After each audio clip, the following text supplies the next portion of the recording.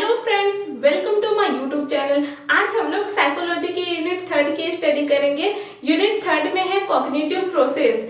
Cognitive process ये जो chapter है ये बहुत ही ज्यादा इम्पोर्टेंट है। आप लोग इसे बहुत अच्छे से ध्यान से पढ़िएगा। कॉग्निटिव प्रोसेस के अंदर में कुछ मेंटल प्रोसेस आ जाते हैं, जैसे कि अटेंशन, परसेप्शन, लर्निंग, मेमोरी, ये सब आ जाता है। हम लोग एक एक करके सभी टॉपिक्स को पढ़ेंगे। हम अभी पढ़ेंगे अटेंशन। अटेंशन आप लोगों ने बहुत सुना होगा। अटेंशन अटेंशन मतलब होता है ध्यान देना। आज हम लोग साइकोलॉजी में देखते हैं अटेंशन क्या होता है। अटेंशन का इंट्रोडक्शन देख लीजिए। Attention is the focus of consciousness on particular object or idea. Consciousness, conscious किसी इंडिविजुअल को तब बोलेंगे जब कोई इंडिविजुअल जो है वो एबल है देखने के लिए, सुनने के लिए और महसूस करने के लिए। जब एबल है इंडिविजुअल तो उसे कॉन्शियस है कहा जाएगा। कॉन्शियस को हिंदी में चेतना भी कहा जाता है। तो जो इंडिविजुअल है वो अपने कॉन्शियसनेस को फोकस कर रहा है, अपना जो भी कॉन्शियसनेस है उसको फोकस कर देता है सिर्फ एक ही ऑब्जेक्ट पर। एक टाइम पे क्या करेगा, एक ही ऑब्जेक्ट पर जब फोकस करेगा, अदर जितने भी ऑब्जेक्ट हैं या आइडिया है उसको ध्यान नहीं देगा, तो उसको क्या कहा जाता है, अटेंशन कहा जाता है। अटेंशन का डेफिनेशन देख लेते हैं। Definition of attention according to Dumville 1938, जो डमविल है इन्होंने अटेंशन का डेफिनेशन दिया था। Attention is the concentration of consciousness upon one object rather than upon another. Attention जो है, अटेंशन क्या है, अटेंशन कंसंट्रेशन ऑफ कॉन्शियसनेस है। मतलब कि हमारा जो कॉन्शियसनेस है, हम किसी चीज को देख, सुन और महसूस कर रहे हैं, जो हमारा चेतना है, कॉन्शियसनेस है, उसको कॉन्सेंट्रेट करना मतलब एकाग्र करना, पूरा इकट्ठा कर लेना। एकाग्र करके क्या करते हैं, किसी एक ऑब्जेक्ट के ऊपर कॉन्सेंट्रेट करते हैं। हम अपने कॉन्शियसनेस को क्या करते हैं, हम अपने कॉन्शियसनेस को कॉन्सेंट्रेट करते हैं किसी एक ऑब्जेक्ट के ऊपर रेदर देन अपॉन अनदर। मतलब कि अदर जो ऑब्जेक्ट है उधर हम ध्यान नहीं देते हैं, हम सिर्फ अपने कॉन्शियसनेस को एक ऑब्जेक्ट के ऊपर कॉन्सेंट्रेट करते हैं। ये कहा था अटेंशन के बारे में डमविल ने। जब आप एग्जाम में डेफिनेशन लिखेंगे तो अकॉर्डिंग टू डाल करके लिखें और जो डेफिनेशन है उसे डबल इन्वर्टेड कोमा में इस तरह से डबल इन्वर्टेड कोमा के अंदर लिखें। अब देखेंगे types of attention. Types of attention, attention mainly 2 types के होते हैं, वॉलंटरी अटेंशन और इनवॉलंटरी अटेंशन। वॉलंटरी अटेंशन नाम से ही समझ में आ रहा है, जिसको हम अपनी इच्छा से लगाते हैं, ऐसा अटेंशन होता है वॉलंटरी अटेंशन। और इनवॉलंटरी अटेंशन में होता है कि हमारा अटेंशन तो लग रहा है लेकिन हम अपनी इच्छा से अटेंशन नहीं लगा रहे हैं, वो आ जाता है इनवॉलंटरी अटेंशन में। हम एक एक करके देखते हैं। वॉलंटरी अटेंशन को वोलिशनल अटेंशन भी कहा जाता है। जो वॉलंटरी अटेंशन है, हम वॉलंटरी अटेंशन के लिए जब हमें अटेंशन अराउज करना है तो इसके लिए हम अपना कॉन्शियस एफर्ट लगाते हैं, बहुत ज्यादा हम अपना कॉन्शियस एफर्ट लगाते हैं, तब जाके हम वॉलंटरी अटेंशन लगा पाते हैं। वॉलंटरी अटेंशन का एग्जांपल है, जैसे कि आपका एग्जाम हो रहा है और आपको क्वेश्चन मिला है मैथमेटिक्स का या कोई अदर क्वेश्चन मिला है, उस समय आपका ध्यान बहुत इधर उधर जा सकता है, लेकिन आप क्या करते हैं, अपना कॉन्शियस एफर्ट का यूज करते हैं और अपने ध्यान को उस जो पर्टिकुलर क्वेश्चन है उसका आंसर याद करने में अपना अटेंशन लगाते हैं, उस क्वेश्चन को सॉल्व करते हैं। इस तरह का जो आप अटेंशन लगा रहे हैं, ये वॉलंटरी अटेंशन का एग्जांपल है। वॉलंटरी अटेंशन जो है, इसके अगेन 2 टाइप्स होते हैं, इम्प्लिसिट वॉलंटरी अटेंशन और एक्सप्लिसिट वॉलंटरी अटेंशन। इम्प्लिसिट मतलब अंतर्निहित, मतलब अस्पष्ट।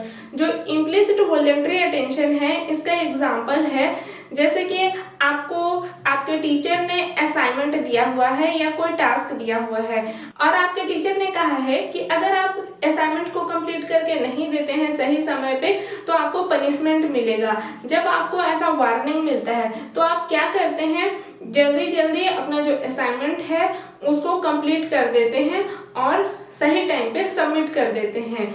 इम्प्लिसिट वॉलंटरी अटेंशन को अराउज करने के लिए हम एक बार ही अपनी विल पावर को यूज करके एक्शन लेते हैं और अपना जो टास्क है उसको कंप्लीट कर लेते हैं। एक्सप्लिसिट वॉलंटरी अटेंशन, एक्सप्लिसिट मतलब कि स्पष्ट, यहाँ पे जो गोल है वो स्पष्ट रहता है। जैसे एग्जाम्पल के लिए आपका जब एग्जाम होता रहता है, एग्जामिनेशन के टाइम पे आपको जब गुड ग्रेड सिक्योर करना है उस समय आप बहुत ज़्यादा पढ़ाई में ध्यान देते हैं। उस समय आप बार बार आप अपने विल पावर का यूज करके एक्शन लेते हैं, बहुत ज़्यादा हार्ड वर्क करते हैं, स्ट्रगल करते हैं। इस अटेंशन के लिए स्ट्रॉन्ग विल पावर की जरूरत होती है। इस तरह का जो अटेंशन होता है वो होता है एक्सप्लिसिट वॉलंटरी अटेंशन। नेक्स्ट है इनवॉलंटरी अटेंशन। इनवॉलंटरी अटेंशन ऐसा अटेंशन होता है जहां हम अटेंशन दे रहे हैं लेकिन हम अपना कॉन्शियस एफर्ट का यूज नहीं कर रहे हैं, हम अपने विल पावर का भी यूज नहीं कर रहे हैं, फिर भी हमारा अटेंशन कहीं जा रहा है, तो वो होता है इनवॉलंटरी अटेंशन। एग्जाम्पल के लिए जैसे कि आप पढ़ाई कर रहे हैं और आपके घर के आसपास में शादी हो रही है, वहाँ पे लाउड साउंड बज रहा है और वो जो साउंड है वो जब आपको सुनाई देता है तो आपका ध्यान अपने आप ही उस आवाज की ओर जाता है, लाउड जो साउंड है उधर जाता है, पढ़ाई से हट जाता है। तो इस तरह से जो लाउड साउंड है उधर आपका ध्यान जाना, या कोई ब्राइट लाइट है, ब्राइट लाइट कहीं है तो उधर भी अपने आप ही ध्यान जाता है। और स्ट्रॉन्ग ऑर्डर हो गया, अगर कोई स्ट्रॉन्ग स्मेल है अच्छा या बुरा तो उधर भी हमारा ध्यान अपने आप ही चले जाता है। ये सब इनवॉलंटरी अटेंशन की एग्जाम्पल है। इनवॉलंटरी अटेंशन, इसके अगेन 2 टाइप्स होते हैं, एनफोर्स्ड अटेंशन और स्पॉन्टेनियस अटेंशन। जो एनफोर्स्ड अटेंशन है, एनफोर्स्ड अटेंशन में जो हमारे इंस्टिंक्ट है उसके अकॉर्डिंग हमारा अटेंशन होता है, मतलब हमारा जो बेसिक नेचर है उस तरह का। जैसे कि आप लोग क्लास में होंगे, 30-40 बच्चे होंगे, तो आपके क्लासरूम के बाहर कोई गाना बज रहा है तो सबका ध्यान उस गाने की ओर नहीं जाएगा, लेकिन हो सकता है कि कोई जो स्टूडेंट है उसको ज़्यादा क्यूरियोसिटी है उस म्यूजिक की ओर, तो उसका जो अटेंशन है वो उस म्यूजिक की ओर जाएगा। तो यहाँ जो अटेंशन जा रहा है वो क्यूरियोसिटी की वजह से जा रहा है। और सबका जो इंस्टिंक्ट है वो अलग अलग होता है, सबका बचपन से ही, मतलब जन्म से ही कुछ बेसिक नेचर होता है। कोई एक चीज है, सबका जैसे म्यूजिक है, सबका ध्यान वहां नहीं जाएगा, लेकिन हो सकता है कि कुछ लोगों का ध्यान ज्यादा जाता हो म्यूजिक की ओर। जो इनवॉलंटरी अटेंशन है इसका दूसरा टाइप है स्पॉन्टेनियस अटेंशन। स्पॉन्टेनियस अटेंशन ये रिलेटेड होता है हमारे सेंटिमेंट से।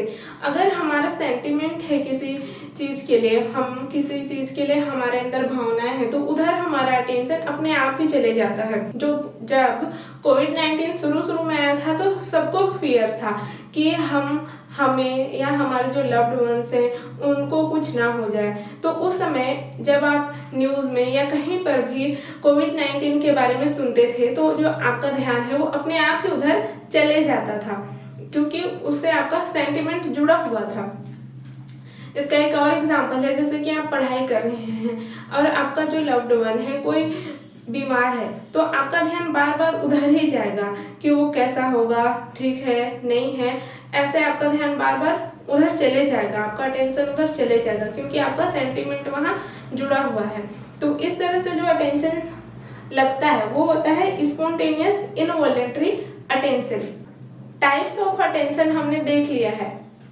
अब हम देखेंगे determinants of attention.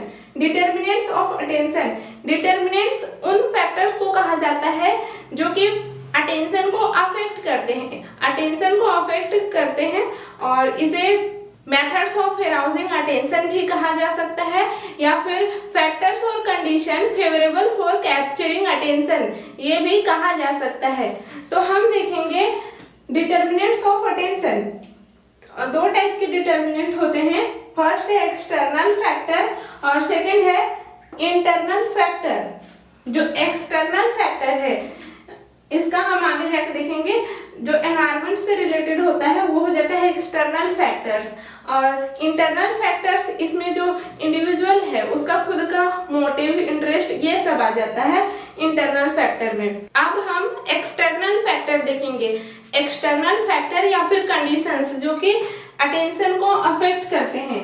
External factor इसमें पूरे 9 पॉइंट्स हैं, और इन 9 पॉइंट्स को आप इजीली याद रख सकें उसके लिए मैंने एक ट्रिक बनाया है। ये जो 9 पॉइंट्स हैं इनका जो पहला लेटर है उसको मिला करके एक सेंटेंस बनाई हूँ, वो मैं आप लोग को बता देती हूँ। In mid scholar, in mid scholar. आप ये जो सेंटेंस है इसे याद कर लीजिएगा और इसी सीक्वेंस में पूरे पॉइंट्स को लिख लीजिएगा अपने नोट्स कॉपी में। तो आप जब एग्जाम में या टेस्ट में लिखेंगे तो आपको पूरे पॉइंट्स इजीली याद आ जाएंगे। इसमें जो आई है, ये आई है, I stand for intensity of stimulus, N stand for nature of stimulus, M stand for movement of stimulus, I stand for isolation of stimulus, D stand for definite form of object, S size of stimulus, C से है contrast, change and novelty, L से है location of stimulus, और R से है repetition of stimulus। ये जो पूरे 9 पॉइंट्स हैं इनको हम एग्जाम्पल के साथ देखेंगे। अब इंटेंसिटी ऑफ स्टिमुलस, कोई भी स्टिमुलस है उसका कैसा इंटेंसिटी है उस पर डिपेंड करता है कि हमारा अटेंशन वहां जा रहा है या नहीं। अगर कोई ज्यादा इंटेंसिटी वाला स्टिमुलस है तो हमारा ध्यान अपने आप ही वहां चले जाता है। जैसे कि आप पढ़ाई कर रहे हैं और वहां कोई लाउड साउंड सुनाई दे रहा है तो आपका ध्यान पढ़ाई से हट करके किधर चले जाएगा, लाउड साउंड है उधर चले जाएगा, क्योंकि उसकी इंटेंसिटी ज्यादा है। ऐसे ही हमारा जो अटेंशन है वो ब्राइट लाइट की ओर या जो स्ट्रॉन्ग ऑर्डर्स होते हैं, स्ट्रॉन्ग स्मेल्स होते हैं, उधर हमारा ध्यान इजिली चले जाता है। नेचर ऑफ स्टिमुलस, कोई स्टिमुलस का नेचर कैसा है उस पर डिपेंड करता है हमारा अटेंशन। अगर अट्रैक्टिव नेचर का स्टिमुलस है तो हमारा ध्यान अपने आप ही उधर चले जाता है। जैसे कि आपको टीचर्स पढ़ा रहे हैं और वहाँ केवल वर्ड्स है, लिखा हुआ केवल है, तो आपका ध्यान वर्ड्स की ओर उतना नहीं जाएगा जितना कि अगर उसमें पिक्चर बना हुआ है, फिगर बना हुआ है, तो आपका जो ध्यान है वो ज्यादा फिगर की ओर जाता है, क्योंकि जो फिगर है वो क्या है, ज्यादा अट्रैक्टिव होता है। Movement of stimulus, movement of stimulus, कोई स्टिमुलस है वो जो मूवमेंट करता होता है ना तो हमारा जो अटेंशन है वो इजीली उधर चले जाता है। इसका एग्जांपल है, आप जब टेलीविजन या सिनेमा हॉल में मूवी देखते हैं, पिक्चर देखते हैं, तो वहां पे जो आपका अटेंशन है वो घंटों तक एक ही बार में लगा हुआ रहता है। क्यों? क्योंकि वहां पे मूवमेंट हो रहा होता है। आइसोलेशन ऑफ स्टिमुलस, जब कोई स्टिमुलस आइसोलेटेड होता है तो हमारा जो ध्यान है वो अपने आप ही उधर चले जाता है। जैसे कि आप क्लास में सब लोग एक साथ बैठे हैं और कोई इंडिविजुअल अकेला अलग से बैठा है, तो जब टीचर आपकी क्लास में आएंगे तो सभी स्टूडेंट्स एक साइड बैठे हैं, उधर उनका ध्यान नहीं जाएगा। लेकिन आपका जो स्टूडेंट कॉर्नर पे अकेला बैठा है साइड पे, तो जो टीचर है उनका ध्यान उस स्टूडेंट की ओर ज्यादा जाएगा। डेफिनेट फॉर्म ऑफ ऑब्जेक्ट, कोई ऑब्जेक्ट है वो अगर उसका जो शेप है वो शार्प शेप है, बट मतलब डेफिनेट शेप है, तो उधर हमारा ध्यान इजीली जाता है। जैसे कि कोई बैकग्राउंड है और उसमें कोई पिक्चर बना हुआ है, तो उसमें जो फिगर बना हुआ है, तो जो फिगर है उसका एक पर्टिकुलर शेप होता है, तो हमारा जो ध्यान है उस फिगर की ओर जाता है, ना कि उस बैकग्राउंड की ओर। साइज ऑफ स्टिमुलस, ऐसा कहा जाता है कि जो लार्ज साइज का स्टिमुलस है वो हमारे अटेंशन को ज्यादा अट्रैक्ट करता है। जैसे आपके बुक में दो पिक्चर बने हुए हैं, दो डायग्राम बने हुए हैं, तो वहाँ एक डायग्राम है वो बहुत बड़ा है और एक डायग्राम जो है वो छोटा सा है, तो आपका जो ध्यान है वो उस बड़े डायग्राम की ओर जल्दी जाएगा। Contrast, change and novelty. Changes, जब कोई चेंजेस होता है या कुछ नया आता है या कोई कॉन्ट्रास्ट है, तो वहां हमारा ध्यान इजीली चले जाता है। जैसे कि आपका ज्योग्राफी का क्लास है और ज्योग्राफी के क्लास में आपके जो टीचर हैं वो मैप ला करके आपको पढ़ाएं, मैप दिखा करके पढ़ाएं, तो आपको ज़्यादा अच्छे से आपका जो ध्यान है वो लगेगा। इसका एक और एग्जांपल है, जैसे कि आपका एनाटॉमी का क्लास है, आपके जो टीचर हैं वो केवल आपको बोल बोल के वर्बली पढ़ा रहे हैं, तो आपका जो अटेंशन है वो उतना नहीं लगेगा जितना कि अगर वो आपको डायग्राम दिखा करके, स्ट्रक्चर दिखा करके पढ़ाएंगे तो आपका अटेंशन ज़्यादा लगेगा। और वहीं अगर आपके जो टीचर हैं, अगर स्केलेटन की पढ़ाई हो रही है, मस्कुलर स्केलेटन की पढ़ाई हो रही है, तो एनाटॉमी लैब का जो स्केलेटन है वो आपको दिखा करके उसके बाद फिर पढ़ाएंगे, तो आपका जो अटेंशन है वो और ज़्यादा अच्छे से लगेगा। एक है लोकेशन ऑफ स्टिमुलस। जो स्टिमुलस है उसका लोकेशन कहाँ पे है उस पर भी डिपेंड करता है हमारा अटेंशन।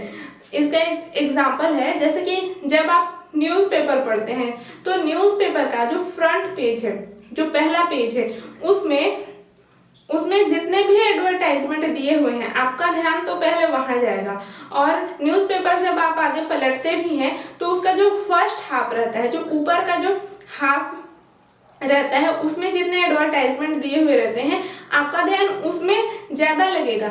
और जो सेकेंड हाफ है, नीचे वाला जो पोर्शन है न्यूज़पेपर का, उसमें जो एडवर्टाइजमेंट दिए हुए हैं वहाँ बहुत ही कम लोगों का ध्यान जाता है, क्योंकि उसका लोकेशन जो है वो ऐसे जगह पे है जहाँ अटेंशन नहीं जा रहा है।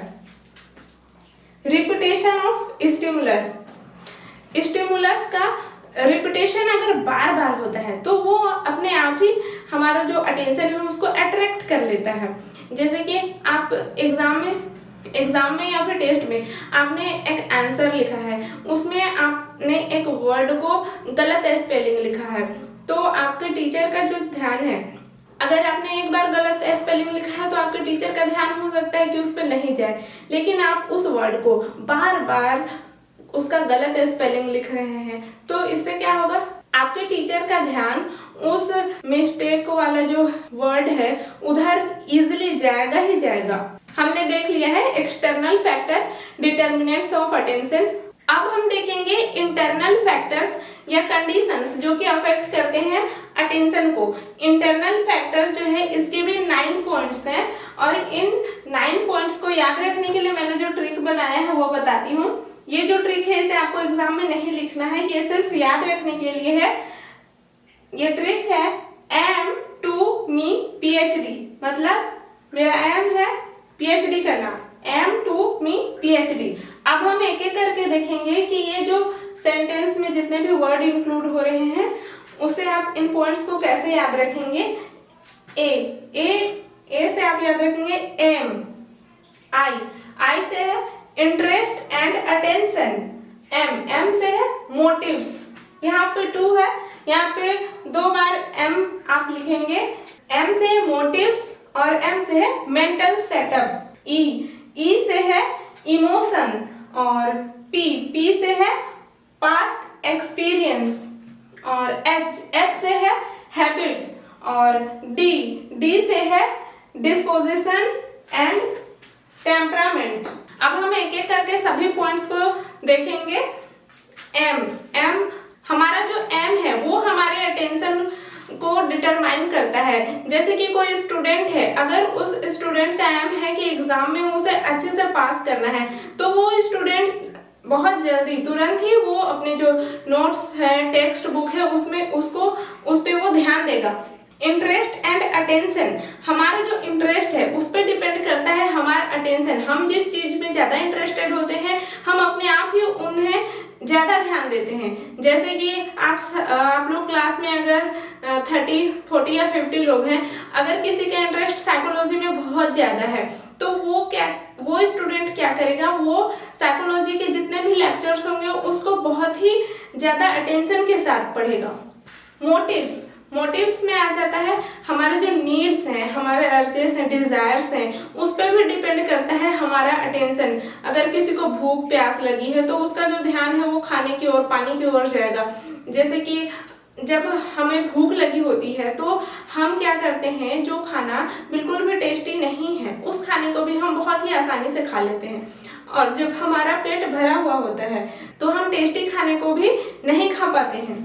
मेंटल सेटअप, हमारा माइंड सेट कैसा है उस पर भी डिपेंड करता है हमारा अटेंशन। जैसे कि जब आपका एग्जाम चल रहा होता है उस समय आपको एग्जाम से रिलेटेड कोई थोड़ा भी इंफॉर्मेशन मिले तो आपका जो ध्यान है वो इजिली उस ओर चले जाता है। मीनिंग, हमें जो चीज मीनिंगफुल लगती है उधर हमारा अटेंशन ज्यादा जाता है और जो चीज हमको मीनिंगलेस लगती है उधर हमारा ध्यान नहीं जाता है। इमोशंस, हमारा इमोशन कैसा है उस पर भी डिपेंड करता है हमारा अटेंशन। अगर हम किसी को अपना दुश्मन समझते हैं, दुश्मन मानते हैं, तो हमें उनकी केवल जो बैड क्वालिटीज है वही नजर आती है, क्योंकि हमारा अटेंशन केवल उनकी बैड क्वालिटीज की ओर ही जाता है। पास्ट एक्सपीरियंस, हमारा पास्ट एक्सपीरियंस कैसा है उस पर भी डिपेंड करता है। जैसे कि कोई इंडिविजुअल है, उसने आपके साथ हमेशा अच्छा ही किया है, उसने आपको सही से गाइड किया है।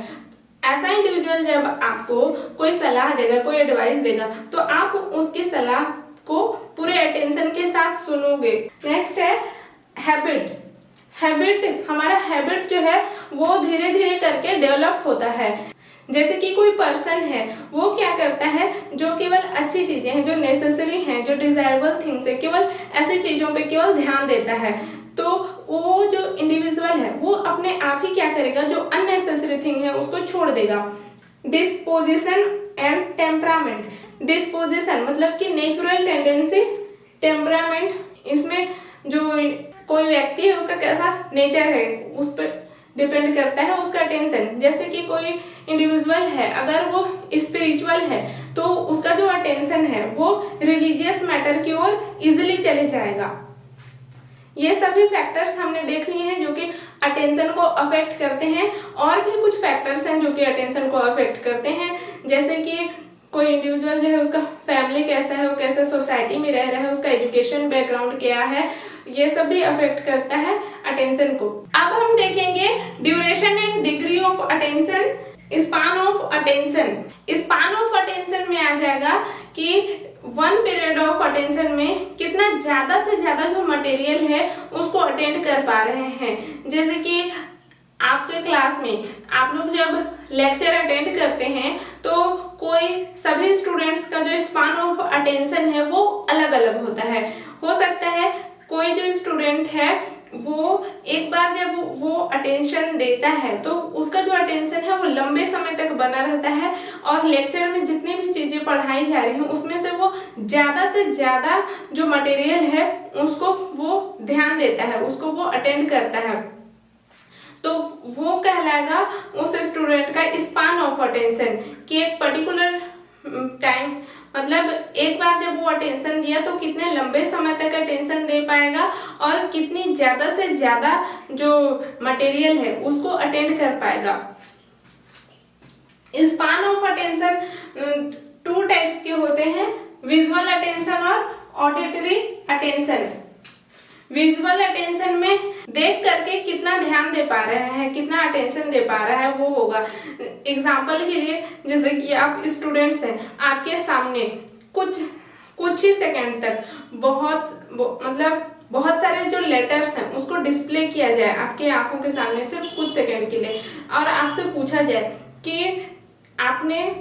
आपको जो दिखाया गया है, डिस्प्ले किया गया है, इसमें कितने सारे लेटर्स थे, तो आपका जो ध्यान है वो सभी लेटर्स की ओर एक बार में नहीं जाएगा। लेकिन वहीं जो लेटर्स है वो अलग अलग ना होकर के एक वर्ड के फॉर्म में हो या एक या एक सेंटेंस के फॉर्म में हो तो आप ज्यादा चीज को इजिली ग्रेस्प कर पाते हैं, अटेंड कर पाते हैं। ऑडिटरी अटेंशन, जो ऑडिटरी अटेंशन है इसमें आ जाएगा कि सुन करके एक बार में हम कितनी आवाजें सुन सकते हैं और उसको हम परसीव कर सकते हैं, अटेंशन दे सकते हैं। जैसे कि कोई इंडिविजुअल है वो एक बार में 7-8 साउंड जो है उसको सुन करके ध्यान दे पा रहा है, लेकिन वहीं जब वो इंडिविजुअल है उसको उस साउंड को म्यूजिक के फॉर्म में, रिदम के फॉर्म में जब सुनाया जाए तो वो ज्यादा से ज्यादा साउंड को एक ही बार में अटेंशन दे पाएगा, तो वो हो जाता है auditory attention. Span of attention में यही है, मतलब कितना ज्यादा से ज्यादा समय तक आप अटेंशन दे सकते हैं और एक बार जब अटेंशन दिए हैं उसमें कितनी ज्यादा से ज्यादा चीजें जो है वो आप याद रख सकते हैं। अब हम देखेंगे डिस्ट्रैक्शन, डिस्ट्रैक्शन या फिर अल्टरेशन इन अटेंशन। डिस्ट्रैक्शन हम ऐसे स्टिमुलस को बोलेंगे जिसके प्रेजेंट होने से हमारा जो प्रोसेस ऑफ अटेंशन है वो अफेक्ट हो जाता है। मतलब कि जैसे हम किसी एक ऑब्जेक्ट पे अपना अटेंशन लगा के रखे हैं और हमारा जो अटेंशन है वो वहां से कहीं और खींच कर चला जाता है, तो उसको कहा जाता है डिस्ट्रैक्शन। जिस भी स्टिमुलस की वजह से हमारा अटेंशन कहीं और चले जा रहा है उस स्टिमुलस को डिस्ट्रैक्शन कहा जाएगा। डिस्ट्रैक्शन जो है इसके सोर्सेस देख लीजिए, सोर्सेस ऑफ डिस्ट्रैक्शन। वैसे तो डिस्ट्रैक्शन के बहुत सारे सोर्सेस हैं, बहुत ही ज्यादा सोर्स हैं डिस्ट्रैक्शन के, लेकिन कोई भी इंडिविजुअल किसी स्टिमुलस से डिस्ट्रैक्ट हो रहा है या नहीं हो रहा है ये उस इंडिविजुअल के खुद के मेंटल सेटअप और उसके पर्सनालिटी पे डिपेंड करता है। हम देख लेते हैं कौन कौन से सोर्सेस हैं। एक्सटर्नल फैक्टर है और इंटरनल फैक्टर है। एक्सटर्नल फैक्टर में एनवायरनमेंट से रिलेटेड फैक्टर्स आ जाते हैं, जैसे कि नॉइस हो गया, अगर बहुत ज़्यादा हल्ला हो रहा है तो बार बार उधर ध्यान जाएगा। कोई म्यूजिक बज रहा है कहीं तो हमारा ध्यान बार बार उधर जाएगा। वैसे ही अगर आप क्लास में बैठे हुए हैं और आपका जो सीट है वो ही बहुत ज़्यादा अनकंफर्टेबल है तो वो भी डिस्ट्रैक्ट करेगा। और अगर आप बैठे हुए हैं पढ़ने के लिए, वहाँ पे आपको बहुत ज़्यादा गर्मी लग रही है या बहुत ज़्यादा ठंडी लग रही है तो भी आप डिस्ट्रैक्ट हो जाएंगे। मीन्स टेम्परेचर भी डिस्ट्रैक्ट कर सकता है। उसी तरह अगर आपके जो टीचर हैं अगर उनका वॉइस जो है वो डिफेक्टिव है तो भी आप डिस्ट्रैक्ट हो जाएंगे। इस तरह से बहुत सारे फैक्टर्स हैं जो कि डिस्ट्रैक्ट करते हैं।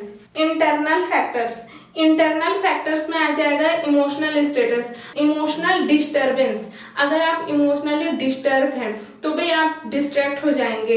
अपना जो काम है, जो करना है, वर्क करना है, उस पर आप अटेंशन नहीं दे पाएंगे। और बोरडम, अगर आप बहुत ज़्यादा बोर हो रहे हैं, मीन्स जैसे आप कोई लेक्चर अटेंड कर रहे हैं और आपको बहुत ही ज़्यादा बोर फील हो रहा है तो भी आप इजीली डिस्ट्रैक्ट हो जाएंगे। और अगर आप फिजिकली इल हैं, आपका जो हेल्थ है वो ठीक नहीं है, आप बीमार हैं, तो भी आपका जो ध्यान है वो स्टडी पे नहीं लगेगा या जहाँ आप लगाना चाहते हैं वहाँ नहीं लगेगा। और फटीग, अगर आप बहुत ही ज़्यादा थके हुए हैं और ऐसे में कोई आपको पढ़ा रहा है या कोई अच्छी बात बता रहा है तो भी आपका जो ध्यान है वो अपने फटीग की ओर ही रहेगा। जो क्लास चल रही है या फिर कोई कुछ बता रहा है उधर आपका ध्यान नहीं जाएगा। ये थे सोर्सेस ऑफ डिस्ट्रैक्शन। अब देखिए टाइप्स ऑफ डिस्ट्रैक्शन। डिस्ट्रैक्शन जो है ये 2 टाइप्स के होते हैं, कंटिन्यूअस डिस्ट्रैक्शन और डिसकंटिन्यूअस डिस्ट्रैक्शन। जो कंटिन्यूअस डिस्ट्रैक्शन है वो ऐसा डिस्ट्रैक्शन जिसका नेचर कंटिन्यूअस होता है। जैसे कि आप मार्केट गए हुए हैं, वहाँ क्या हो रहा है, बहुत हल्ला हो रहा है, या फिर आप घर पे ही हैं या कहीं भी है, वहाँ रेडियो बज रहा है और वो कंटिन्यूअस बजे ही जा रहा है, तो इस तरह का जो डिस्ट्रैक्शन है वो कंटिन्यूअस डिस्ट्रैक्शन में आ जाएगा। सेकेंड है डिसकंटिन्यूअस डिस्ट्रैक्शन। जो डिसकंटिन्यूअस डिस्ट्रैक्शन होता है इसमें जो डिस्ट्रैक्शन वाला जो स्टिमुलस है वो एक बार आता है उसके बाद चले जाता है, डिसकंटिन्यू हो जाता है। जैसे कि आप पढ़ाई कर रहे हैं और आपको किसी की तेज आवाज सुनाई दी और उस आवाज को सुनने के बाद आपका जो अटेंशन है वो अपने पढ़ाई से हट करके उस आवाज की ओर चला गया। उसके बाद आपको दोबारा से अपनी स्टडी में फोकस करने के लिए, अटेंशन देने के लिए क्या है, प्रॉब्लम होता है। तो इस तरह का जो डिस्ट्रैक्शन है उसे कहा जाता है डिसकंटिन्यूअस डिस्ट्रैक्शन। अटेंशन का टॉपिक कंप्लीट हुआ। आप लोग बुक देख करके अच्छे से नोट्स बना लीजिएगा और नोट्स बना करके उसे आप बार बार पढ़ेंगे तो वो आपको ज़्यादा अच्छे से याद रहेगा और एग्जाम में आपको लिखने में भी ज़्यादा आसानी होगी। आई होप आप लोगों को क्लास समझ में आई होगी। मेरे चैनल को लाइक, शेयर और सब्सक्राइब जरूर करें। Thank you.